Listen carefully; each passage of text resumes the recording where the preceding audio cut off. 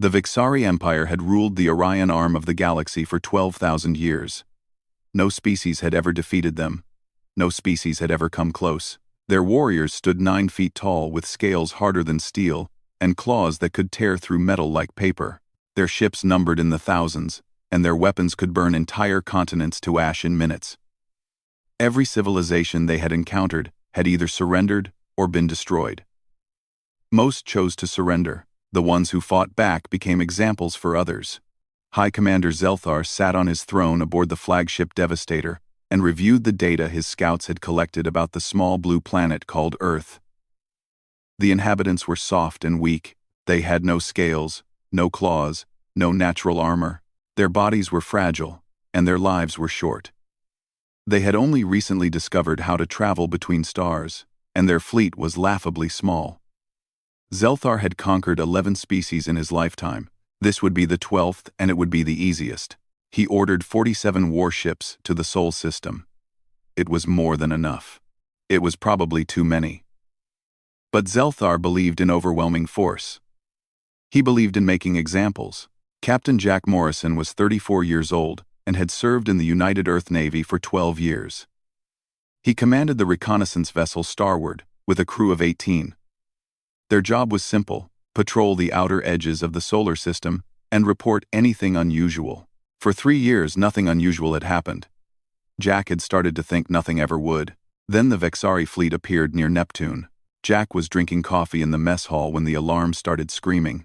He ran to the bridge and found his crew staring at their screens in silence.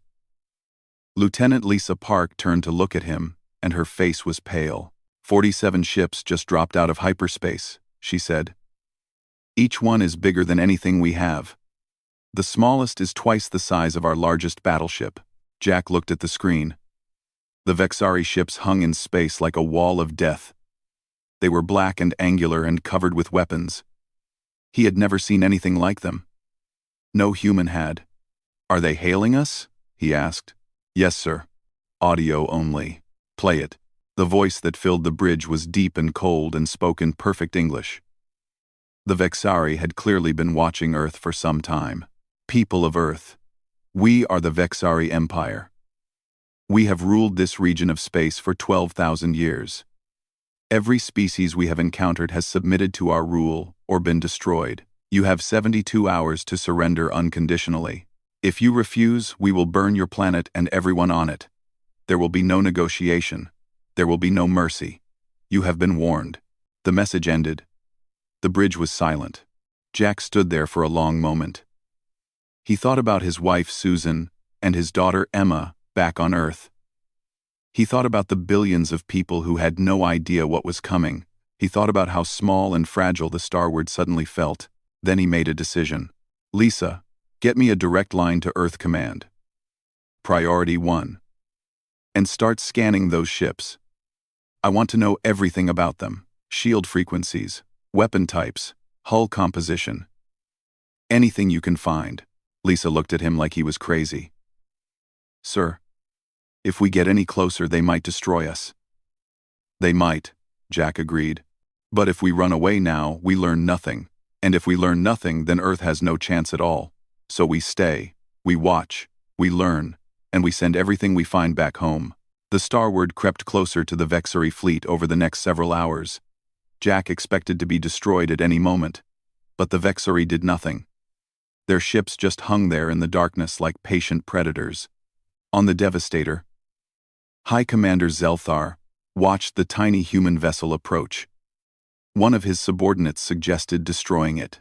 "Why?" Zelthar asked. "It is one small ship, with 18 creatures aboard. Let them look. Let them see what they face. It will make the fear greater when the time comes." This was how the Vexari thought. They had never faced an enemy who could learn from observation.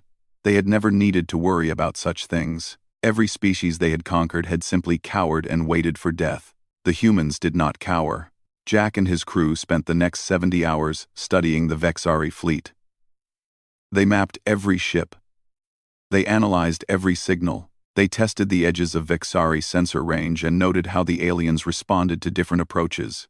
Lisa discovered that Vexari shields operated on rotating frequencies, and that there was a brief gap during each rotation. It was a tiny weakness, barely noticeable, but it was something.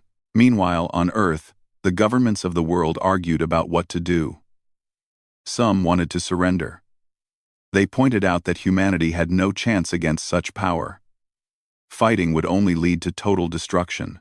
Others refused to accept this. General Maria Santos of the United Earth Defense Force stood before the World Council and made her case. "We do not know what surrender means to these creatures," she said. "We do not know if they will honor any agreement. What we do know is that they have conquered every species they have met. We know that some of those species chose to fight and some chose to submit, and we know that none of them are free today. Surrender may save our lives, but it will not save our future. Our children and grandchildren will be slaves. Is that what we want? Our mender? The debate continued for 2 days. In the end, it came down to a vote.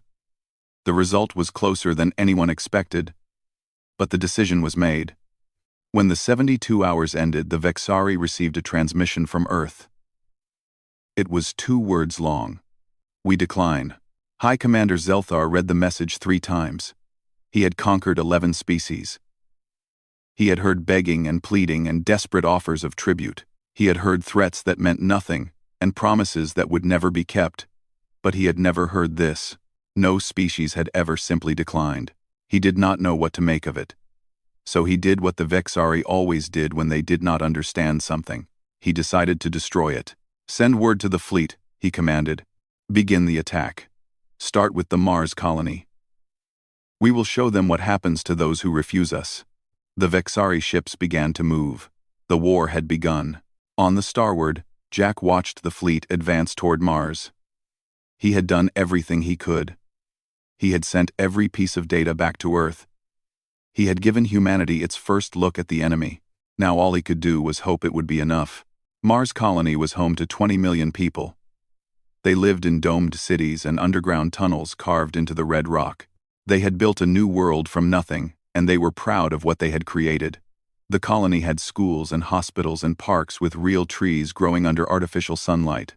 Children played in the streets and families gathered for meals, and life went on the way life always does when people are free and hopeful. Then the Vexari came.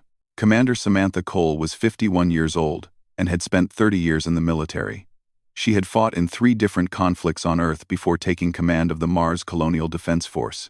Her force consisted of 300 Marines and a collection of mining equipment that had never been designed for war. She had no warships. She had no orbital weapons. She had no way to stop the Vexari fleet from reaching the surface. What she had was experience and stubbornness, and a complete refusal to die without a fight. The Vexari sent 12,000 warriors to take Mars.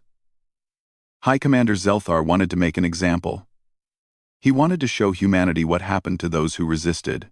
He expected the attack to take a few hours at most. Samantha gathered her Marines in the main command bunker. They were scared. She could see it in their eyes. They had all seen the footage from the starward. They knew what the Vexari looked like and what those claws could do to human flesh. "I am not going to lie to you," Samantha said. "We cannot win this battle. We do not have the numbers or the weapons. Most of us are going to die here." She paused and looked at each of them in turn. "But dying is not the same as losing. The Vexari expect us to hide in bunkers and wait for death. They expect us to be easy prey. We are going to show them something different. We are going to make them pay for every tunnel and every room and every inch of ground. We are going to make this the most expensive victory they have ever won. And when people on Earth hear what we did here, they will know that the Vexari can be hurt. They will know that these monsters can bleed." The Marines said nothing. Then a young private named Danny Cruz raised his hand. "What do you need us to do, Commander?" Samantha smiled. "I need you to turn this colony into a death trap." Over the next 6 hours, the defenders of Mars worked without rest. They rigged the mining tunnels with explosives. They turned the ore haulers into armored vehicles with welded plates and mounted guns. They set up ambush points in every corridor and every junction. They flooded some sections with toxic gas and filled others with debris. They made the colony into a maze, where death waited around every corner. The Vexari landing ships touched down at dawn. The warriors poured out, expecting to find terrified civilians huddling in shelters. Instead, they found empty streets and locked doors and silence. The first Vexari squad entered Tunnel 7 and walked straight into a wall of gunfire. The humans had positioned themselves behind barricades made of mining carts and metal plates. They fired until their weapons overheated, and then they fell back to the next position. The Vexari were stronger and faster. Their scales could stop most bullets, and their claws could cut through the barricades like cardboard. But the tunnels were narrow and dark, and the humans knew every turn. The Vexari had to advance single file, and every step forward cost them lives. By the end of the first day, the Vexari had taken 3 tunnels. They had lost 800 warriors. The commander on the ground sent a message to High Commander Zelthar, reporting the unexpected resistance. Zelthar was confused. No prey species had ever fought like this. He ordered more troops to the surface. The battle continued for 6 more days. Samantha Cole fought alongside her Marines in every engagement. She led the defense of the agricultural dome when the Vexari broke through the eastern perimeter. She personally destroyed a Vexari transport with a mining explosive strapped to her back. When the ammunition ran low, she taught civilians how to make weapons from tools and chemicals found in the maintenance shops. The colonists fought too. Teachers and doctors and engineers picked up weapons and stood beside the Marines. An old woman named Betty Palmer held a corridor for 4 hours with nothing but a shotgun and a handful of shells. A teenager named Marcus Webb crashed a cargo loader into a Vexari formation and killed 11 of them before they dragged him from the cab. On the 5th day, the Vexari reached the central dome. Samantha had 200 people left. They were tired and wounded and running out of everything. She gathered them for one last stand. "They will write songs about what we did here," she told them. "They will tell stories about us for 1,000 years. Our children will grow up knowing that when the darkness came, we stood against it. We did not kneel. We did not beg. We fought." The final assault came at midnight. 2,000 Vexari warriors against 200 humans. The battle lasted 3 hours. When it ended, the central dome was a ruin filled with bodies from both sides. Samantha Cole was found near the command center. Her rifle was empty and her knife was broken. Around her lay 17 dead Vexari warriors. She had killed them all with her bare hands at the end, grabbing their throats and refusing to let go even as their claws tore into her body. Mars colony fell on the 7th day. But the Vexari had lost 4,000 soldiers taking it. 4,000 of their finest warriors killed by creatures they had dismissed as weak and primitive. High Commander Zelthar read the final casualty report in silence. He had expected to lose perhaps 100 soldiers. He had lost 4,000. The battle had been planned to take hours. It had taken a week. Something cold and unfamiliar settled in his chest. It took him a long moment to recognize what it was, because he had not felt it in many years. It was doubt. "What are these humans?" he asked the empty room. On Earth, the news of Mars reached the population. 20 million people had died. The colony was gone. But the story of the defense spread across the planet. People heard about Samantha Cole and her 300 Marines. They heard about Betty Palmer and Marcus Webb. They heard about ordinary people who had chosen to fight rather than surrender. And something changed. The fear was still there. The grief was overwhelming. But underneath it all, a new feeling began to grow. It was anger. It was defiance. It was the stubborn human refusal to accept the inevitable. General Maria Santos addressed the planet that night. Her voice was steady, and her eyes were hard. They wanted to make an example of Mars. They wanted to show us what happens when we resist, but we saw something different. We saw that they can be hurt. We saw that they can die. The Vexari think they are predators and we are prey. They are wrong. We are not prey. We are humanity, and we have only just begun to fight. The war was no longer about survival. It was about revenge. 6 months had passed since the war began, and humanity was losing. The Vexari had destroyed every orbital station around Earth. They had taken the outer colonies, one by one. 3 billion people were dead, and the survivors lived in fear of what would come next. Every day brought news of another defeat and another million lives lost. Many people began to believe that the end was coming and that nothing could stop it. But something strange was happening in the shadows. Admiral Kevin Grant was 60 years old and had spent his entire life studying war. He had read every book about every conflict in human history. He understood tactics and strategy and the psychology of combat. When the Vexari arrived, he had been ready to retire. Now he worked 20 hours a day in a bunker beneath the Rocky Mountains, trying to find a way to beat an enemy that had never been beaten. For 6 months he had collected every piece of information about the Vexari that he could find. He had studied the data from the starward.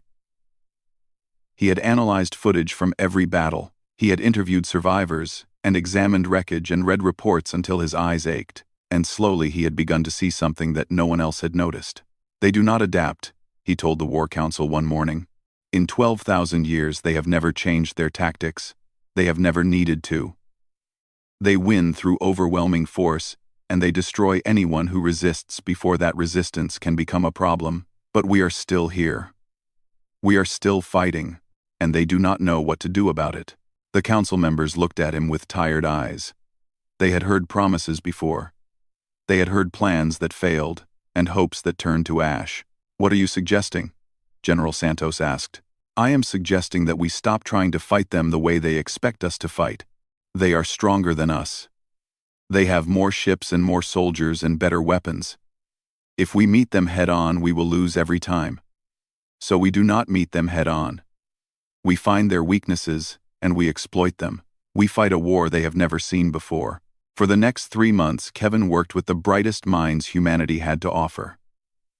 Scientists and engineers and soldiers came together in secret facilities around the world. They studied everything the Vexari had, and they looked for cracks in the armor. Lieutenant Lisa Park had survived the early days of the war and had been promoted to lead the research team. She remembered the shield frequency gap she had discovered aboard the Starward. Now she dug deeper. "Their shields rotate through 12 frequencies," she explained to Kevin. "There is a gap of 0.3 seconds between each rotation. That is not enough time for a normal weapon to penetrate. But if we time our shots precisely and fire in coordinated bursts, we can hit them during that gap." Kevin nodded. "What else?" "Their sensors have trouble tracking small, fast-moving objects. Our fighters are much smaller than their ships. If we send them in swarms, the Vexari cannot target them all. They will get through." "What about their warriors? Can we beat them on the ground?" A Marine named Sergeant Paul Dixon stepped forward. He had fought at Mars and still carried the scars. "They are stronger than us," he said. "Faster too. But they are predictable. They attack the same way every time. High and fast with those claws. If you know it is coming, you can dodge it. You can use their strength against them, and they do not expect us to get back up when we fall. They have never fought anything that keeps fighting after it should be dead." The training began immediately. Soldiers learned new techniques designed specifically to fight the Vexari. Pilots practiced coordinated attacks in simulators. Engineers built new weapons based on everything they had learned. When Kevin felt they were ready, he chose his target. Titan Station orbited the largest moon of Saturn. The Vexari had taken it 3 months earlier and were using it as a forward base. 200 enemy ships guarded it. Kevin had 63. Every conventional calculation said he would lose. Kevin had no intention of fighting conventionally. The Battle of Titan Station began at 0600 hours on a Tuesday morning. The human fleet emerged from behind Saturn and immediately scattered into small groups. The Vexari commander was confused. No enemy had ever split their forces like this.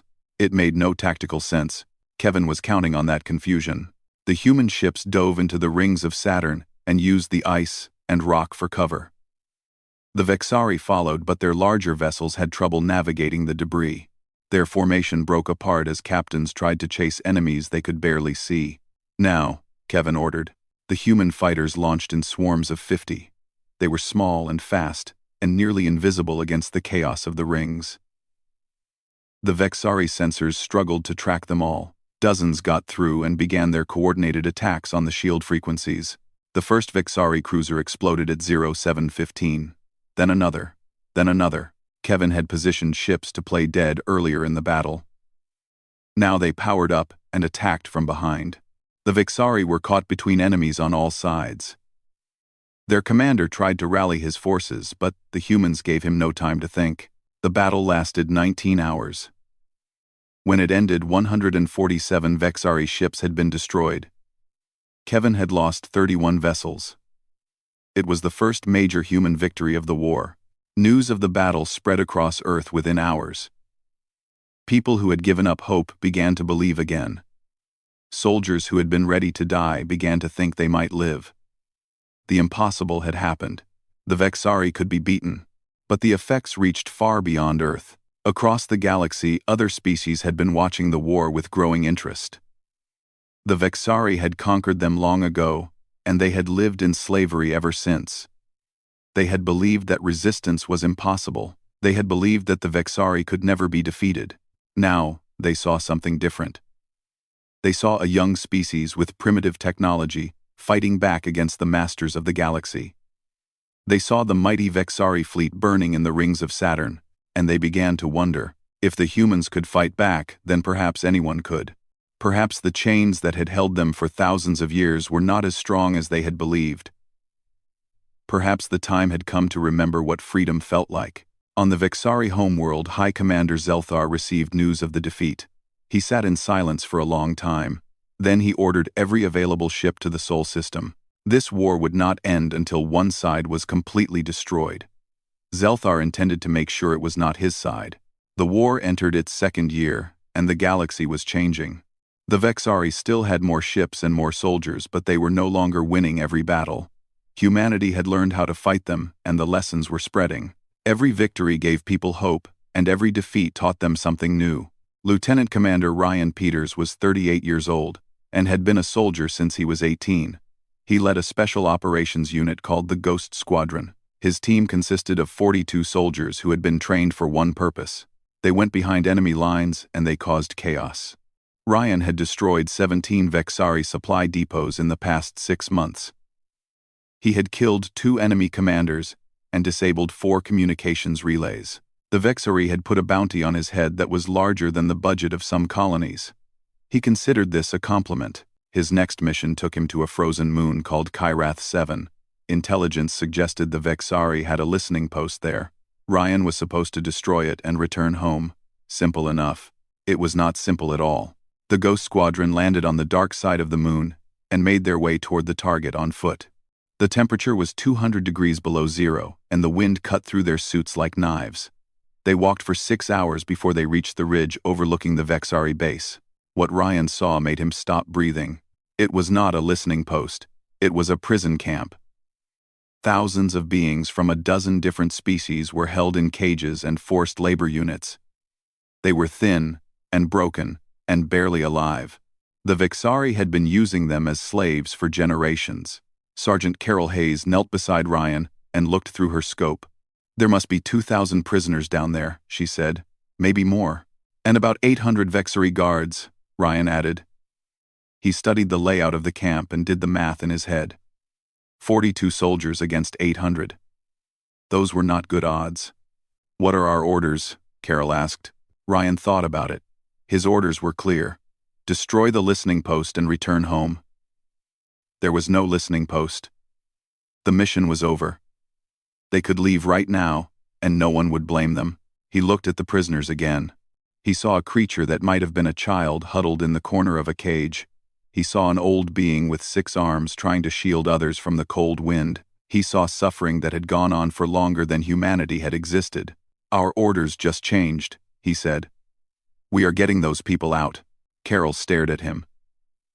"Sir, there are 800 guards. We have 42 soldiers and limited ammunition. This is suicide." "Probably," Ryan agreed. "You want to leave them here?" Carol was quiet for a moment. Then she shook her head. "No, sir. I do not." The attack began at midnight. Ryan split his team into 4 groups and hit the camp from different directions at the same time. The Vexari were caught by surprise. They had never expected anyone to attack a facility this far behind their lines. The first hour was chaos. The humans moved fast and hit hard, and disappeared before the Vexari could respond. They freed prisoners in small groups and armed those who could fight. The numbers began to even out, but the Vexari recovered quickly. They were warriors who had conquered 1,000 worlds, and they did not panic easily. They formed defensive lines and began to push back. Ryan found himself pinned down near the central command building. 3 of his soldiers were dead, and 2 more were wounded. Vexari warriors were closing in from all sides. Then something unexpected happened. A group of prisoners rushed the Vexari line. They were unarmed and weak, but they did not care. They threw themselves at the guards with bare hands and desperate fury. Most of them died in seconds, but they created an opening. Ryan took it. He led his remaining soldiers through the gap and into the command building. They killed every Vexari inside and took control of the communication system. This is Lieutenant Commander Ryan Peters of the United Earth Navy. He broadcast on every frequency. Kirath 7 is under human control. Any Vexari who surrender will be treated according to the rules of war. Any who continue fighting will die. None of the Vexari surrendered. That was fine with Ryan. He had not expected them to. The battle lasted 3 days. Ryan lost 26 soldiers. The prisoners lost hundreds more who chose to fight rather than stay in chains. But when the sun rose on the 4th day, every Vexari guard was dead, and 2,000 beings were free. They came from 12 different species. Some had been slaves for their entire lives. Some had been born in the camps and had never known freedom. They looked at the humans with eyes that held emotions too complex to name. An old being approached Ryan as the survivors gathered near the landing zone. Its skin was gray and wrinkled and covered with old scars. It spoke in a language Ryan did not understand, but his translator caught the meaning. "Why?" the being asked. "You could have left. You risked everything for us." "Why?" Ryan thought about the question. He thought about his orders and his mission, and all the reasons he should have walked away. "Because it was the right thing to do," he said finally. "Because we could not just leave you here." The old being studied him for a long moment. Then it did something Ryan had never seen a member of its species do. It smiled. Word of Kirath 7 spread across the galaxy like fire. The Vexari tried to suppress the story, but they could not stop it. Everyone heard about the humans who had attacked an impossible target to free slaves they had never met. Everyone heard about the prisoners who had risen up and fought alongside their liberators. Within 3 months, rebellions had erupted on a dozen conquered worlds. Species that had submitted for millennia suddenly remembered what hope felt like. They had seen what the humans did. They had seen that the Vexari could be defied. If the humans could fight back, then so could they. The Vexari Empire found itself at war on multiple fronts for the first time in its history. Their supply lines stretched thin. Their warriors grew tired. Every world they had conquered now had to be guarded against rebellion. Captain Amy Chen commanded the battleship Relentless.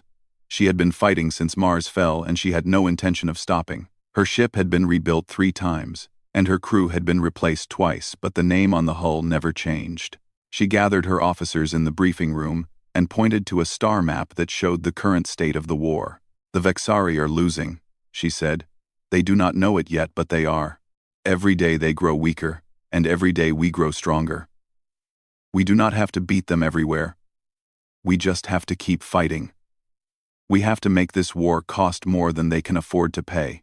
Her officers nodded. They understood. The war was far from over. But for the first time since it began, the humans believed they could win. 3 years had passed since the first Vexari ship appeared near Neptune. The galaxy was no longer the same. The empire that had ruled for 12,000 years was crumbling, and everyone could see it. High Commander Zelthar stood on the bridge of his flagship and watched the human fleet approach his homeworld. They had come so far. These soft creatures, with their short lives and fragile bodies, had done something no species had ever done before. They had brought the war to Vexar Prime, but they had not come alone. Admiral Kevin Grant commanded the combined fleet from the carrier Endurance. 200 human ships flew in formation beside vessels from 17 other species. Races that had been conquered and enslaved for thousands of years had risen up and joined the fight. They had followed the humans across the galaxy to this moment. Kevin looked at the tactical display and felt the weight of history pressing down on him. Everything had led to this. Every battle, and every death, and every sacrifice. Mars and Titan, and 100 other worlds. It all came down to what happened in the next few hours. "All ships report ready," his communications officer announced. Kevin nodded. "Tell the fleet to remember why we are here. Remember Mars. Remember everyone we lost. Remember what we are fighting for." The Vexari fleet numbered over 1,000 ships. They had gathered every vessel they had to defend their homeworld. It was the largest force they had ever assembled. And it should have been enough to crush any enemy. But the humans had learned things about war that the Vexari had never needed to know. They had learned that strength was not just about numbers. It was about will and creativity, and the refusal to accept defeat. The battle began at dawn. The two fleets met in the space above Vexar Prime, and the sky itself seemed to burn. Weapons fire lit up the darkness like 1,000 suns. Ships exploded and debris scattered in all directions. The noise of battle filled every frequency, and the screams of the dying echoed across the void. Kevin moved his ships in patterns the Vexari had never seen. He used the gravity of nearby moons to slingshot his vessels into unexpected positions. He sent waves of fighters to overwhelm enemy defenses, while his larger ships struck at critical targets. The Vexari fought back with everything they had. They were still dangerous, and they still had numbers on their side. For every ship they lost, they destroyed 2 of the coalition vessels. But the humans kept coming. The rebels kept coming. No one ran away. Hour after hour the battle raged. The casualty reports grew longer, and the debris field grew thicker. Kevin watched ships he had commanded for years disappear in flashes of light. He watched friends die and strangers sacrifice themselves for a cause they believed in. And slowly the tide began to turn. High Commander Zelthar saw his fleet being destroyed piece by piece, and he made a decision. If he could not win the battle, he would cut off the head of the enemy. He ordered his personal guard to board the Endurance and kill Admiral Grant. 10,000 Vexari warriors launched from the flagship in boarding pods.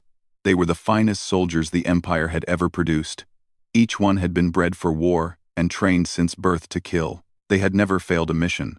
The pods slammed into the hull of the Endurance, and the warriors poured out with claws ready and battle cries echoing through the corridors. They expected to find frightened humans hiding behind locked doors. Master Sergeant Nick Brennan was waiting for them. Nick was 53 years old and had been fighting since he was 17. He had shrapnel in his left leg from a battle 2 years earlier, and he had not slept in 30 hours. None of that mattered. When the first Vexari came through the breach, Nick put a bullet between its eyes and started moving. "Hold the line," he told his Marines. "They do not get past us." The battle for Deck 7 lasted 4 hours. The Vexari came in waves, and the Marines cut them down. When their rifles overheated, they used pistols. When their pistols ran dry, they used knives. When their knives broke, they used their hands. Nick killed more Vexari that day than any human had ever killed in a single battle. He fought with a fury that terrified even his own soldiers. Every time a warrior knocked him down, he got back up. Every time he was wounded, he kept fighting. The Vexari had never seen anything like it. They did not understand. Humans were supposed to be weak. Humans were supposed to break. But this one would not break. None of them would break. The final Vexari assault came at the 6-hour mark. 200 warriors rushed the barricade in a desperate attempt to push through. Nick stepped into their path with nothing but a captured Vexari blade, and a look in his eyes that made even the enemy hesitate. He killed 17 of them before they brought him down. Even then, he did not stop. He grabbed the throat of the last warrior standing and squeezed with every ounce of strength he had left. They found him like that when the battle ended. His hand was still locked around the enemy's neck, and both of them were dead. Above Vexar Prime, the battle reached its conclusion. The Vexari fleet was broken. 2/3 of their ships had been destroyed, and the rest were fleeing into deep space. The coalition had won. 3 days later, High Commander Zelthar signed the surrender documents aboard the Endurance. He had ruled the Vexari for 200 years, and had never known defeat. Now he stood before creatures he had once dismissed as insects, and accepted terms of unconditional surrender. Kevin Grant watched him sign, and felt nothing. Too many people had died. Too much had been lost. Victory did not feel like celebration. It felt like exhaustion. In the weeks that followed, the Vexari Empire collapsed completely. The conquered species declared their independence, and the masters who had ruled them scattered into the darkness. An age of tyranny that had lasted 12,000 years came to an end. A Vexari historian named Kethel was tasked with recording what had happened. He spent years studying the war and trying to understand how his people had lost. His final entry became famous across the galaxy. We believed ourselves to be the apex predators of the cosmos. We had conquered all who stood before us. We had never known defeat. Then we found Earth. Then we found humanity. We thought their small bodies and short lives made them weak. We were wrong. They are not weak. They are relentless. They are creative. They are utterly unwilling to accept defeat. They will sacrifice everything for those they love and for causes they believe in. They turned our own conquered subjects against us. They learned our weaknesses and exploited them. They fought us in the darkness of space and on the surfaces of 100 worlds, and they never stopped. Let this record stand as a warning to any who might come after. Let it be known throughout the stars for as long as stars burn. Never start a war with humans. You will not win. You will only learn how terrible it is to face a species that refuses to be broken. The document was translated into every language in the galaxy. It was carved into monuments and taught in schools and passed down through generations, and humanity spread across the stars, carrying with them the memory of all those who had fallen.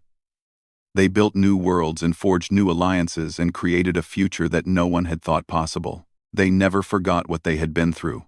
They never forgot what they had lost. But most importantly, they never forgot what they had proven. That no matter how dark things seemed, and no matter how powerful the enemy appeared, there was always hope. There was always a chance. And there would always be those willing to fight for it. The end.